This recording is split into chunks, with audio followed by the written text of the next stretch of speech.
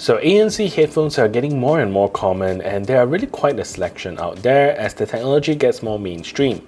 It's nice to know that you don't always have to go to top brands to get a pair that actually works. So today we're taking a look at Creative's latest answer to the mid-range ANC headphones, the Zen Hybrid. So the headphones today were sent over to me by Creative for review, and although these were sent over to me, no money has exchanged hands, and this review is based on my honest and unbiased opinion. So the Zen Hybrid retails for $98 or about 430 Malaysian ringgit. It's not too expensive for a pair of ANC headphones, so if you're interested in buying these headphones, please check out my links in the description below. So inside the box, Creative gives you this soft pouch for you to fold up your headphones and carry it around. It would be nice if it's a hard case, and this is mostly to protect it from scratches, but if it gets squashed inside your bag, it might break. So the headphones fold into quite a small size, and it's one of the features that Creative markets these headphones to have. So you can fold it to be in this shape, or if you want to put it inside a pouch, you can turn it like this, and it's pretty small. However, being able to fold up like this isn't something new in the industry. So starting with the top of the headphones, you're going to get this leatherette headband, which is very nice and soft. I wouldn't choose white as my primary color choice for any headphones, since your oils from your hair probably will make them yellow over time. But in the case of the Zen Hybrid, this cream color is what represents the Zen, so you don't really have other options to choose from. So the headphones do stretch out quite a bit, which is really good and would fit most head sizes, and there are no audible creaking or cracking, which is really good. And with many headphones that I reviewed lately, the extension band here is still very traditional, which uses the metal clicky extension bands instead of a built-in seamless ones like you find in the AirPod Max or the Sony WH-1000XM4. So those are honestly the future type of headbands, and the only budget headphones I've reviewed so far that has that kind of headband is the Blitzwolf ANC5. So the ear cups are also pretty standard here, which are your tilting and rotating features to ensure that it will give you a great fit. And the overall headphone also don't have a tight clamping force. They are snug, but they are not tight, and they are not like forceful, so that's very nice. So you don't have to worry about it giving you a headache over time. So the earmuffs here are very soft and subtle, covered in a nice leatherette material as well, and they have this nice memory foam bounce, which is really cool as well. So inside you're going to get the left and right indicator, so it's very easy for you to put them on. And the design of each ear cups at the outside comes with a Creative branding in the middle here, with also a lot of fonts at the side of the ear cups that makes up a ring. So I would personally go with a darker grey font here that would help blend it nicely with these headphones, but in this case you're going to get this rose gold color, which I think many people would also find quite attractive, but it depends on your taste because this color might not suit everybody. So the controls are mostly on the right ear cups, and you will find all the controls that you need to control your media. So starting from the front here, you're going to get an ANC button to toggle between the different ANC modes.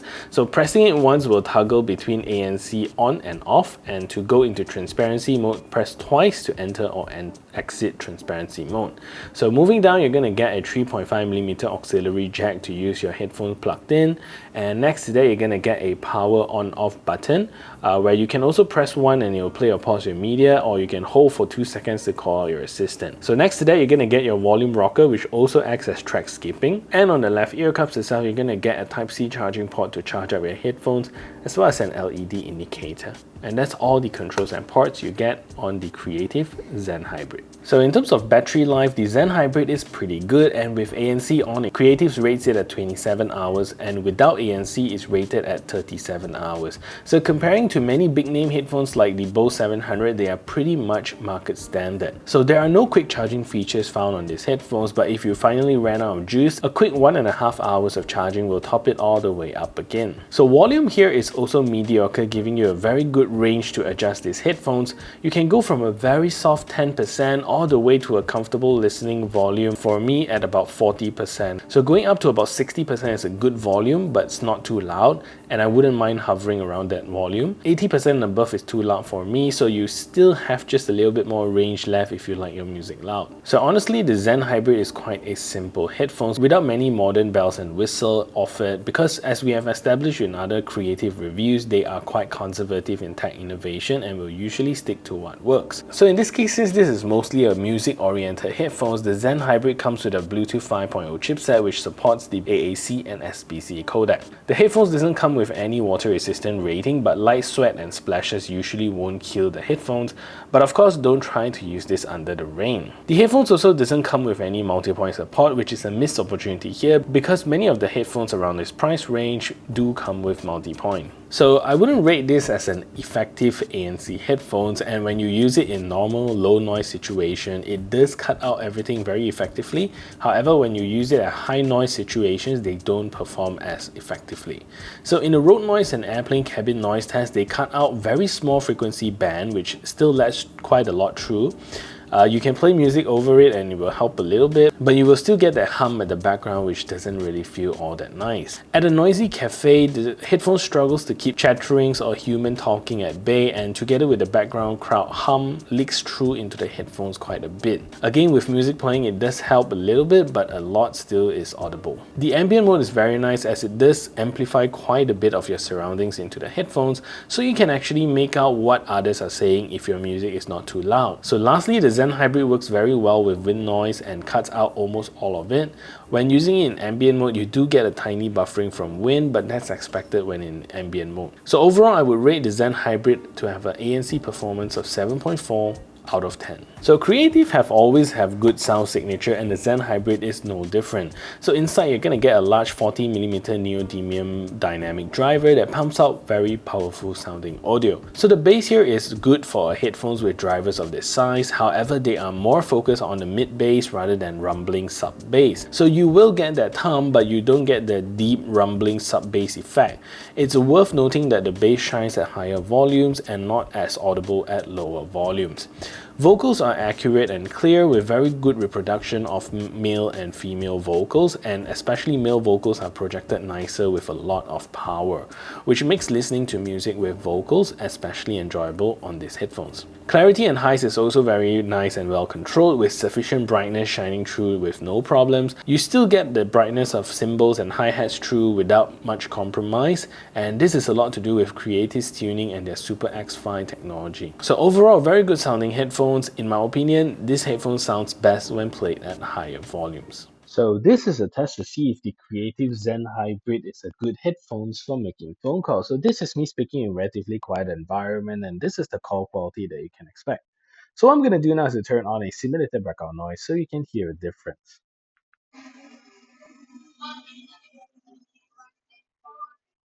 So now there's a simulated background noise playing in the background, and this is the call quality that you can expect from these headphones. So what do you think of the call quality? Let me know in the comment section down below. So latency on these headphones is surprisingly good, and although it comes only with a Bluetooth 5.0, like I've said, Creative always stuck to what works and what's proven. So latency here with playing games like PUBG in real time is pretty hard to detect any lag. Slowing it down definitely shows some lag there, but then again, you don't play games in slow-mo, so for what it's worth, it's really good. So let's take a look at the latency performance of these headphones.